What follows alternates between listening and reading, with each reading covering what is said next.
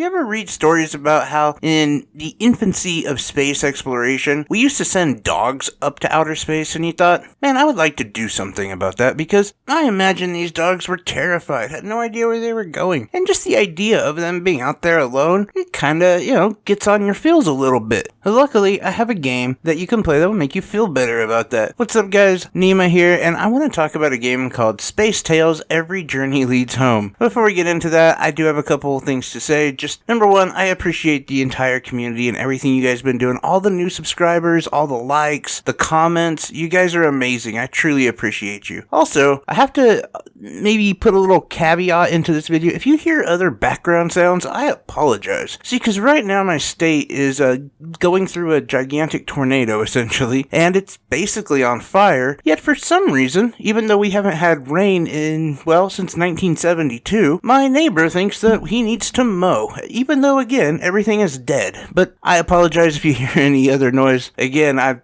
doing everything I can to prevent that from happening. Anyway, on to the game. In Space Tales, you play as Bee, a dog who has been left on her own, and in a distant Earth where society has collapsed, a lot of things are not going good. Potentially, it sounds like we're all just in a self-contained area because who knows, maybe climate caught up with us, aliens attacked, we bombed ourselves to shit, who knows. But in this tough, cold world, Bee has been alone and been hiding from humanity. Essentially, this ends when she's finally captured. But instead of it being bad, it actually turned out to be good, as she was trained and given more skills to survive. But in this time, she also met a little boy, and in this time is the happiest that she can think of. This little boy had a teddy bear that he gave to her, and she actually felt at home. Everything felt great. Well, anyway, the humans decided to send her off in a space capsule out to nowhere.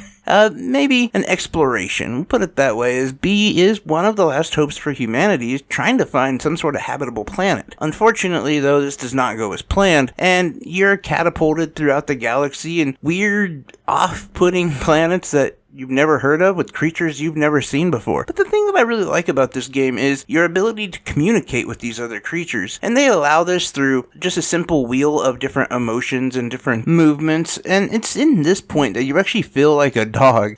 Because you can do everything from like wag your tail to roll on the ground, offer up a paw, or even growl. But all of your interactions with these alien creatures can provide a lot for you. Friendship goes a long way in this game, and also so does scaring them. But either way, it's your choice to decide how you interact with a lot of these different creatures. Now, this game is basically a 2D platformer with very little combat, but you are given more abilities as the game goes on, and you find different friends who help you. Your first one being Bobby, who helps you hack into stuff, and is more on the technical side. You will find Rose, a wisp, who helps you do things like double jump, and essentially allow herself to be like a projectile, and she's a flaming ball, so that really helps at some points in the game. This game never really does turn out to be like a full action game. It's just more of a 2D platformer exploration type game that is incredibly unique. You see, with Bee, you feel this just ultimate sadness. Every step of the way, Bee is met with difficulties. That light at the end of the tunnel is always just a freight train coming her way. It's never anything good. And so your heart really goes out to her as you feel her just ultimately trying to chase down this teddy bear that gets lost when she initially crashes to her first planet. She just wants that warmth and that comfort, and she's constantly chasing it, but constantly ending up at a bad situation. But at the other side of it, the graphics, the details, the environment, they're incredibly beautiful, incredibly fantastical. I mean, you can go from being in this cold, dank world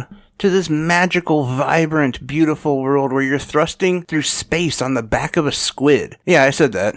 You're flying through space on the back of a squid. There's a lot to this game, and there's a lot of beautiful moments like that, and just this feeling of complete exploration and everything else that goes with that, but at the same time, there's also that feeling of loss and sadness as Bee is ever just trying to get back home to that little boy where she can be warm and she can be loved and accepted and taken care of like every dog should be. But I will say honestly, this game isn't all emotions and vibrancy and sadness and fantastical exploration. There is some downside to this game, and mostly it comes in the form of the controls. Now, I think that B moves really quick, which is good, but at times, especially when platforming, her movement speed does kind of take away from it. There's been multiple times in the game where I've made some incredibly difficult jumps, only to find myself fall backwards because of her speed. Like, if there was a little bit more traction when she landed, that would be fantastic. That would fix a lot. Now, my only other issue with this game has got to be price. You see, because graphically, as I said before, this game is vibrant, beautiful. The sound is amazing. The only thing I don't like about the sound, honestly, is when the dog gets hurt and you can hear it yelp, and that just kind of, I don't know, that really bothers you. But aside from that, the sound is wonderful. The controls, like I said, are pretty solid. It's just that one thing with the platforming and the mechanics of the game, the way you can communicate to the puzzles that are available, the special skills and abilities that she has, like telekinesis and double jumping and using your friend as a projectile. All awesome. But the only thing, like I said, that makes me at least fear a little bit for the success of this game is the $20 price tag. And I know $20 is not a lot. It's really not, and I understand these games go on sale a lot. But I really think that, like, at $15, this game would be far more approachable, and maybe it wouldn't have to go on such a steep sale because people would be buying it at $15, because I think that's just a really good entry point. Now, granted, I'm not in any market research, and I know very little,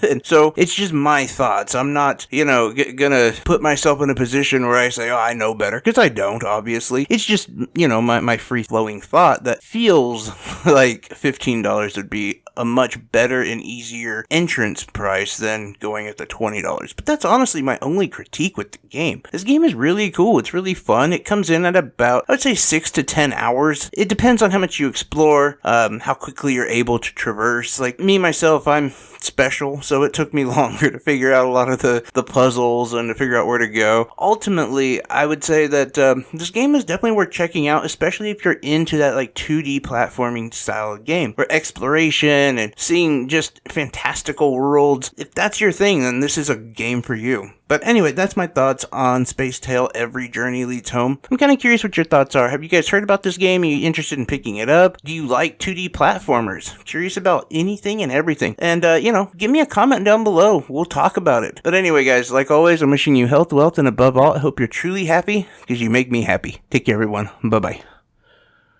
Hey, Mr. Adams, stop mowing the dirt.